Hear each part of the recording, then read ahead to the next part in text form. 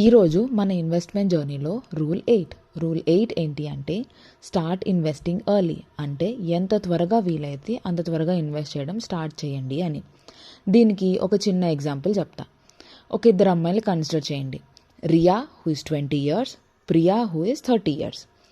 వీళ్ళిద్దరూ నిఫ్టీ 50లో ఇన్వెస్ట్ చేశారనుకోండి. జనరల్గా ఇండెక్స్ మన మనీని డబుల్ చేయడానికి ఒక 5 to 7 years పడుతుంది. మనం 6 years వేసుకుందాం యావరేజ్గా.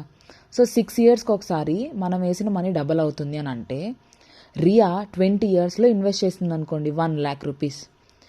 రియా 26 yearsకి ఎంత వస్తుంది అప్పుడు 2 lakhs, 32 yearsకి 4 lakhs, 38 yearsకి 8 lakhs, 44 yearsకి 16. అలా చేసుకుంటూ పోతే రియా 62 years వచ్చేటప్పటికి 1,28 lakhs వస్తుంది. అంటే రియా ఏమీ చేయకుండా అప్పుడెప్పుడు 1 lakh వేసి మధ్యలో చూసుకుంటూ ఏం జరుగుతుందని అలా ఉంటే 62 years వచ్చేటప్పటికి 1,28 lakhs అయింది.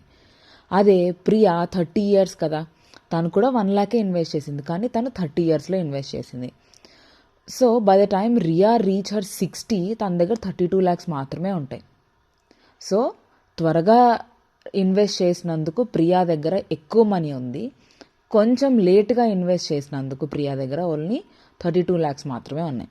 ఇది ఎంత పెద్ద డిఫరెన్సో మీకు ఇప్పుడే అర్థమైంది. అందుకే ఎంత ఫాస్ట్గా వీలైతే అంత ఫాస్ట్గా ఇన్వెస్ట్ చేయడం స్టార్ట్ చేయండి అనేది.